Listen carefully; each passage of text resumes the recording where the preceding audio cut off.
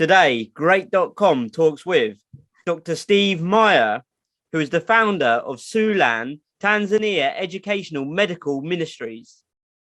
If you haven't heard of them, they are an inter-denominational Christian ministry on a mission to change lives for Christ through compassionate caring. If you are new here, please press subscribe on YouTube or in your podcast app, because today we learn the benefits of helping develop Tanzania into a vibrant Christian community. Hello, Steve, and welcome to our podcast. Hey, Ryan, thanks for having me, man. No, thank you for being here, Steve. And yeah, I really look forward to this episode and learning a bit more about what you guys are doing there. So, Steve, to start with, for me and anybody new here, what is STEM with two M's and what do you do? Yeah, so we're a nonprofit organization that was founded in Sioux City, Iowa, hence the name Siouxland, that wants to create a bridge to Tanzania. And that's why we call it Siouxland and Tanzania, and working together with the Tanzanian people and their government to improve lives for Christ and to be a vehicle traveling that bridge to break down all the barriers that exist in the world between people's color and culture, and to bring us all together to address all of the dramatic needs in the third world, particularly East Africa, where more people are dying today, Ryan, of motor vehicle accidents than malaria, cholera, and typhoid combined.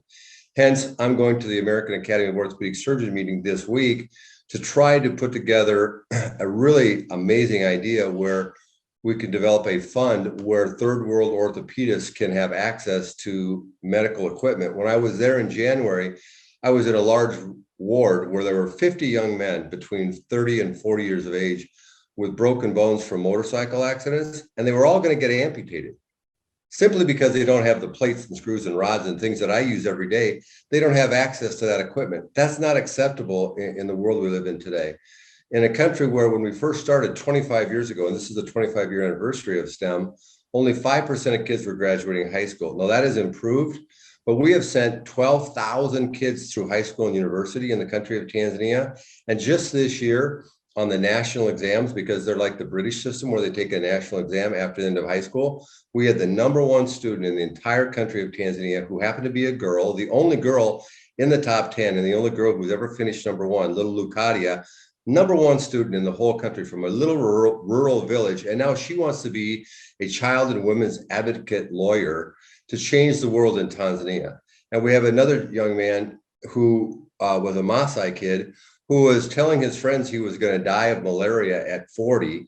And we found him, sponsored him, and now he's going to school in Dubai through New York University. He wants to be a engineer and change his country. So we're changing that country one life at a time through education, through medicine. We have 51 orphan kids. Something so simple, Ryan, is the little school next to our orphanage had 600 kids going to grade school, and they went to school at 7 a.m. with no food, no water, maybe half a cup of tea before they went to school.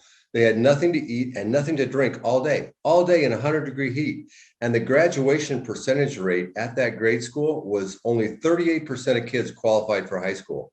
We collaborated with the local villagers where they provide some of the beans and corn and we provide everything else. For 3 cents a day, we can feed a kid a nice hot lunch. We're currently feeding over 5,000 kids at 9 schools. The graduation rate went from 38% to 83% to 100%. And the attendance went from 600 at that one school to 950.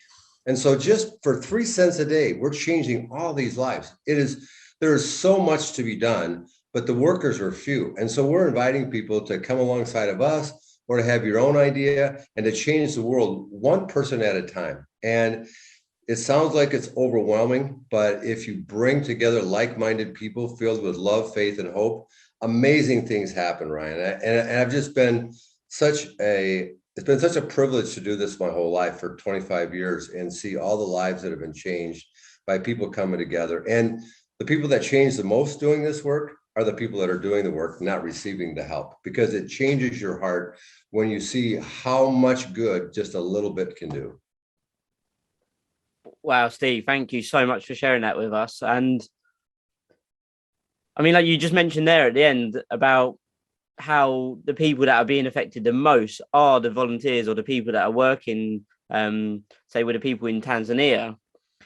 And I'm sure, like the sense of, say, achievement or even fulfillment, it must be like so huge, because you can watch, say, like you mentioned, there's a young girl there, and she went all the way through to become, say, very successful in her learning, in her grades as well that she received.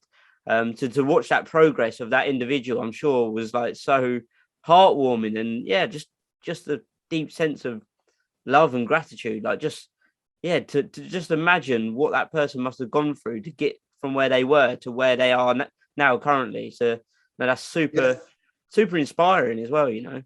that's a great word. I think that every person that goes to Tanzania with us or helps support us financially or through prayer or through logistics, when they see the fruit of what they're doing, when they see these young kids who come from nothing, grow up and become young leaders in the country, when they see people who can't walk. I mean, we've had blind people see, we've had people who couldn't walk again. To restore lives and dignity in a third world country changes your heart. And I think each and every one of us deep inside know that we were called for a greater purpose than just consuming oxygen in this world. I mean, we all want to make the world a better place.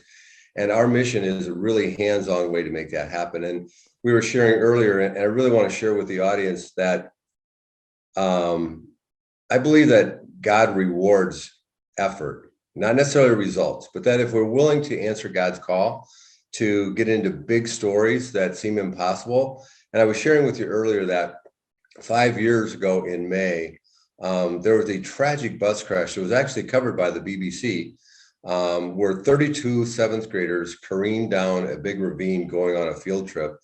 And 32 children died, and all 3 adults. And there were 3 survivors. And through bizarre circumstances, it just so happened that our mission team was seconds behind in a Land Rover going on safari.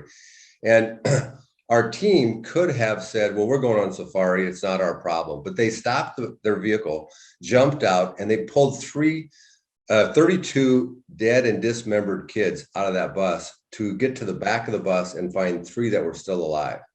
They put them in a pickup, went on safari, came back. We were talking about it. They went back and visited those kids. And between those 3 kids, they had 25 broken bones, 3 seventh graders with broken femurs, broken necks, broken backs, broken wrists. They all had broken wrists from trying to stop their careening in the front of the bus. And my dear wife said, we should bring those kids back to America. And I told her, I said, that is absolutely, utterly beyond impossible, because the Tanzanian government at the time, the president, would not let them go. Number 2, there's no hospital in the US that's going to absorb hundreds of thousands of dollars of medical care. And number 3, how do you transport 3 dying children across the Atlantic Ocean? I said, that's a 1 in a trillion moonshot. But we, over 4 days, called everyone we knew. We called congressmen, presidents, and we finally, through Samaritan's Purse and Franklin Graham, they sent a DC-8 all the way to Tanzania, brought those 3 kids back to America. We worked frantically. My partners and I operated on all 25 of those fractures. And 3 days after they were arrived in the US, this beautiful young child, Doreen, was completely paralyzed from the chest down. She had 104 fever. She was in shock and she was septic.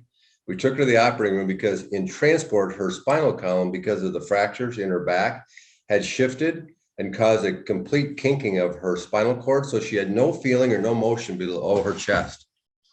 In the operating room, I put my hands on Doreen's back and I told my co-surgeon, Dr. Durwood, I said, put your hands on Doreen's back. And I said to everybody in the room, I said, if you're offended by prayer, leave now, because I'm going to pray big. And I said, God Almighty, I believe you parted the Red Sea and raised Lazarus, and I believe only you can make Doreen walk. God Almighty, please restore her legs and make her walk. And as we sit here today, I can tell you 86 days later, Doreen walked off the airplane in Tanzania under her own power. And today, those 3, Doreen, Wilson, and Sadia, are graduating from high school. They're coming back to the US, and they're going to get educated in the United States. And so I tell people that when you're faced with what seems like insurmountable obstacles, when we face the tsunamis of life, we typically want to run away or hide and try to just survive. But if you walk into the firewalls of life with like-minded people armed with faith, hope, and love, and expect positive things to happen, miracles occur every day. Because in the entire history of recorded medical science, there has never been a person who's been paralyzed from the chest down who has ever walked again. It's never happened. But Doreen is a testimony to God's power and providence and provision when we expect that he can come through for us. And so nothing is beyond God's power, and nothing is beyond our ability to have an impact if we have a positive attitude and we just possess nothing but love and hope and faith. And so that's what I love to tell people, is that, you know, no matter what circumstance you're in, whether it's the situation in Ukraine or the economy or your health, just join yourself with like-minded people, and God will do mighty miracles today. And I'd tell the audience, if they want to read about this, there's a really great book by a really crazy author. I wrote it, so it talks about the whole Miracle Kids story. I'm really proud about the fact that one of the people that gave a testimony is Jane Goodall, and Jane Goodall met those 3 kids at our orphanage, and that was a really cool thing for me, because I grew up basically idolizing Jane Goodall. She was probably responsible as much as anybody for my love of healthcare and nature, so and Africa. So it was a great connection to meet her and have her meet the Miracle Kids. Wow, Steve, like, it's almost like unimaginable, like for those, say, 3 children to go in with the amount of, say, injuries that they had, to only, say, after a short period of time be able to walk out. That is literally the meaning of a miracle, right? So yeah, thank you again for sharing that with us. So what I wanted to ask you then was, why would you say what you do is so important?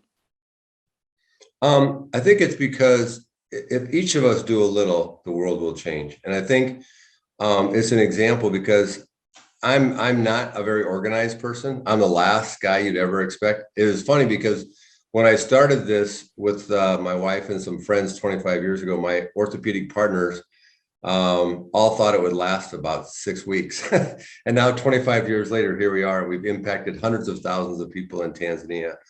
And, you know, I never in my wildest dreams thought it would turn into this massive ministry that's impacting a country.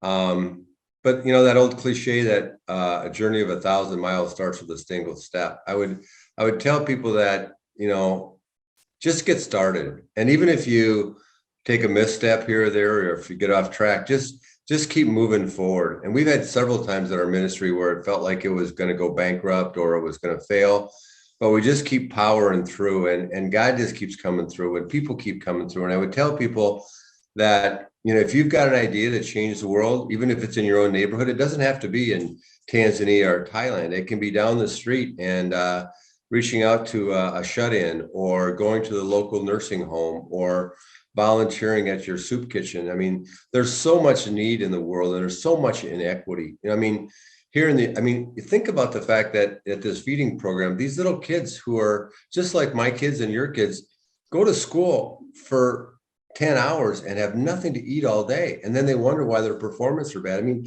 it's not acceptable that in this world, a child dies in the world every 5 seconds for malnutrition, that 40% of children in East Africa are permanently intellectually handicapped because of lack of protein in their diet. We have the resources to solve this problem. And if everyone will join together and do a little bit, the world will be a better place. And you'll be a better person. And it just kind of keeps flowing down and down and down, right? If you get involved with us, then your neighbors see how you're different, and then they become different. And it's a geometric progression. I mean, I fully believe that our small community of Sioux City, Iowa, is a different place today because of what we have done over in Tanzania. So it changes the world on both sides of the pond. Yeah, and what you mentioned there, Steve, it is like a domino effect, right? Like, you help one Absolutely. person, and then they're more, say, inclined to help the next person. And you mentioned this at the start, I believe. Like, the secret, it's said that the secret to living is giving.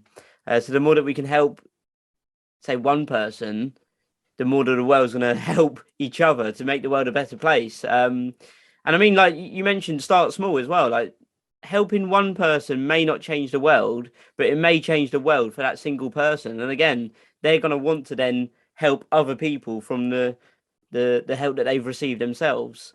So I'd like to ask you, Steve, since its founding in 1996, what have been some of your greatest challenges and how did you overcome them? I think the greatest challenge is to just keep going one day at a time. I mean, it gets overwhelming sometimes. I mean, because you're dealing in a foreign country, in a foreign language, in a foreign government, and it can get very overwhelming. And also the financial burden can be really hard because, there's that old saying that if you're not growing, you're dying, right? And so we started this with the idea of sending 50 kids to high school, which was going to be a $10,000 a year ask. That was our goal. Well, we did that in the first year, and now we're sending 500 kids a year to school, and we've sent 12,000 kids a year to school, and our budget is almost $650,000. I mean, that's just huge incremental geometric progression. But we just started small, and God just kept bringing us new opportunities. But the challenge has been to continue that revenue stream, and then to think of different ways that we can make sure that once I'm gone, that this ministry continues to grow and flourish. And so in lieu of the 25-year anniversary of our mission, we're doing a thing called STEMM 25 hashtag, and we're going to start to build money in an endowment to sustain us financially for generations to come. But the really other cool thing I will tell you, Ryan, is that, and probably the most gratifying thing for me is all three of my kids, who are 21, 20, and 18, all want to be surgeons. They all want to do mission work, and they've all been to Africa 8 times. And they are very, very different children because they've seen firsthand how blessed they are and how obligated we are as the haves to help out the have-nots. And so to see my family embrace this kind of mindset that life is not about what I can get for me, but what I can give to others, has been by far the most gratifying part of this whole journey. Yeah, and it also goes back to what we mentioned a moment ago about just, I believe that you get the most sense of fulfillment from inside. Like this feeling cannot be bought, or do you know what I'm saying? Like you can't go to a shop and buy this feeling. Like this feeling comes from giving back to other people. So Steve, what are, say, some of the biggest needs of the individuals and the communities that you support, and how would you say that you're a part of the solution? Yeah, well, one of the things that we're really trying to do right now, and it sounds like a large segue, but we're trying to use agriculture to empower the local people in Africa to be self-sufficient. Because in Africa, in Tanzania, 78% of the people are involved in the agricultural sector, but their methods and their techniques of farming are so backwards. It's like 200 years ago, where we live right now, where I'm speaking from, we can grow 300 bushel of corn on 1 acre. And in Tanzania, they grow 25 bushels on an acre. And so we have a farm in Tanzania where our orphanage is, and we're trying to train and teach and equip and educate the local people to be self-sufficient so they can grow enough food to feed their kids so kids aren't dying of starvation, and teach them how to feed their kids better so they're not just feeding them corn mush day after day after day and varying their diets, and educating the mamas on how to take care of their kids' nutritional needs better. And so as far as the needs for our mission, obviously we always are asking for prayer. We can always use financial support. I always tell people those that can't go can give so others can go.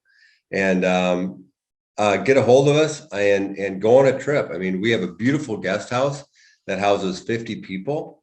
And you can go for as long as you want, and you can go and feed kids. You can hold orphan kids. You can teach English. There's a million things, whatever God has skilled you to do. Just loving people changes the world. I mean, I really believe that. I mean, I believe that every time we touch someone, some physics, magical thing happens where the world changes just a little bit because we reach out and touch someone. And especially, again, when we're breaking down those barriers of color and culture and creed. I mean, the village that we live in Tanzania is predominantly Muslim. And has been a little bit of a challenge at times, but it's been a great blessing because we've learned to appreciate each other and accept each other, but then also to share what we believe and they can share what they believe. And we've really had literally hundreds and hundreds of people accept Christ just by being in the community and meeting their needs day to day. I mean, we have a beautiful birthing center where we've taught the local doctors how to have better childbirth practices because Tanzania has one of the highest rates of infant and mother mortality in the world. We've interviewed hundreds of moms who have lost sisters and moms and cousins in childbirth and lost multiple kids because they deliver babies in a mud hut in the middle of the jungle with no water, no electricity. We're trying to change all of those things, all those practices that have been culturally what they've done forever, and modernize Tanzania to the point where it's not a daily struggle to survive. And you know, we take so much for granted here, and going over there, it just is a total mindset. So we'd ask people to come, we'd ask people to pray, we'd ask people to donate. The great thing about our ministry is we're really, really impactful, but we're really, really hands-on. It's kind of like the difference between going to McDonald's, which is a massive chain, and it's just, you know, or going to, you know, the local pub that's owned by someone down the street. And we're kind of like the local pub. I mean, myself and a group of my friends, we run this ministry. We have great accountability. We have very low administrative costs. You can designate money if you're excited about our education program, our medical program, our agricultural program. You can designate funds. And I can personally tell you where all your money goes, the impact. We're really great about sharing stories about, hey, you gave $100 to this girl to go to school, and here's where she graduated from, here's her name. And I think it's just a really hands-on ministry where people really feel like they're part of a big family. That's what we try to do. And we always talk about the mindset of our ministry is to be Christ-centered, Spirit-led, and relationally driven. So it's all about relationships. And that's really the whole point of our ministry, is to think about Christianity as the cross with two horizontal and a vertical. It's our relationship with other people and our relationship with God that counts. And I think a lot of people, you know, forget about the relationship with other people. They can have a good relationship with God, but they forget that we're supposed to reach our arms out and wrap our arms around everybody around the world and touch them and do whatever God has called us to do and answer that call. And that's how we change the world, one person at a time. Yeah, I mean, like we mentioned earlier, Steve, it's a knock-on effect, one person at a time. And I mean, it's so important to just help people that say that are in need of the help. Like you mentioned, some of the things that those individuals are going through, whether it's childbirth, the actual children themselves, or the mothers, etc. So I just want to sort of ask you then, what is your vision for the future? Yeah, my vision for the future is to continue to work toward our mission statement, which is to change Tanzania into a vibrant Christian country, both spiritually, economically, logistically, and to bridge that gap of inequity. You know, there are literally hundreds of thousands of kids today in Tanzania who aren't going to school because their parents can't afford $20 for a uniform. And we have a program where you can send a kid all the way through high school and continue to support them in university for $1 a day. $1 a day pays for all the kids' needs. And you can have a kid. We have 51 orphan kids, and we have 50 more kids probably on the waiting list that need to come to the orphanage because their parents have died and they're living in the village, and we're trying to support them with food and clothing and things of that nature. But for $4 a day, $4 a day, you can sponsor an orphan kid for their education and food and housing and clothing. For 3 cents a day, you can feed a kid a hot meal at our local school. So there's so much that can be done with so little. But my vision for the future, that STEM would continue to grow, because we've grown our impact either financially or logistically about 5% a year. So 25 years from now, I'm hoping that the entire country of Tanzania can be transformed, both educationally and medically. My real big passion right now is the fact that I'm heading to Chicago to the Academy of Orthopedic Surgeons meeting, and I'm going to talk to the president of the Academy about developing a fund where missionaries like myself can write for grants to try to change the inequity. Right now in the hospital that I work at, there's probably, I would just rough guess, $5 to $10 million worth of orthopedic instruments and equipment. And I was just in a hospital in Tanzania, and they didn't have a single plate or a screw. And people with broken bones, we normally put a pin in their leg if we want to put them in traction. They didn't even have pins to do the traction. So they wrap cloth around their ankle and they tie a bag of rocks to that rope, and they get bad sores and they get infection. It's just terrible. Medicine, orthopedic medicine in Tanzania, in most places, is like the Civil War. And that's just not acceptable. So I'm hoping that we can, again, change all these inequities in education and medicine and social work, and learn from each other, and to, again, bridge those gaps. And when people see what magic occurs and how many miracles happen when very,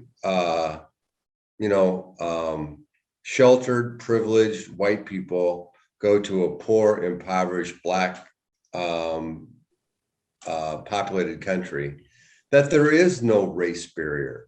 That doesn't exist for us. I mean, it doesn't even cross our minds. And when people talk about, racial issues and all that, get involved in a mission that takes all that away, and realize that we're all God's people. And I would really challenge the Black community in the first world to do more for their brothers and sisters in the third world, because that's been one of the frustrations that I've had, is that I hear about all the, and I'm not saying that there aren't a lot of issues that have existed for generations with inequity in racial equality, but we're trying to change that. We're trying to show how you can love people regardless of their background. I mean, probably half of the kids that we as a Christian organization send to university are Hindus and Muslims and atheists and agnostics, and it doesn't matter to us. We don't discriminate our love and our need based upon how you grew up, on your culture or your color. And I think to see that in action is just a wonderful thing. And I think it's, again, another thing that is a great secondary gain of getting involved in a mission in a third world country. Yeah, again, thank you, Steve, for sharing that with us. Like, there's a lot there for people to take away. So if anybody, say, is listening, I know you mentioned there was a few ways a moment ago. If anyone's listening to this episode today and they did want to get involved in some sort of way, what's to say the main way that somebody can reach out to do something to help, and what, say, action steps can they take to be a part of the solution? Yeah, we're very interactive. So if people get on our website, which is just STEM with 2Ms.org, you can send us an email. You can give us a phone call. We've got a phone number that you can call if you want to travel with us to Tanzania and experience it firsthand. If you want to know exactly what we're praying for these days and what our agendas are. If you have a skill set, I can tell you there's no one out there that's listening that doesn't have something to offer. I mean, if you can breathe, you can help. And, even, helping hold our orphan kids or teach English to people on our staff in the village, or get involved financially, STEM.org is the best way to get connected.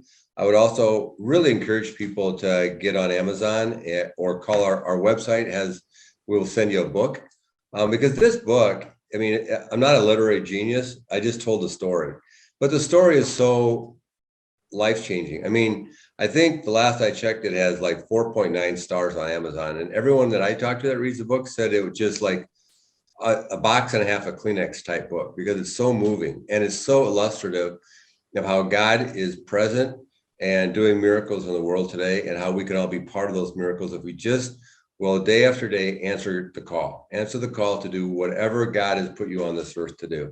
And so whether it's with our mission or your local church or your soup kitchen, I just would encourage people to take that first step and raise your hand and answer the call, and then let God lead you to where you're going. And it might be to our mission, it might be to somewhere else. And I hope that our mission can be an example to other people to start missions in Thailand and Tibet and all over the world. And again, one small community, one small mission at a time to change the world to be a better place. Yeah, I mean, stories definitely have the ability to change the world for the better.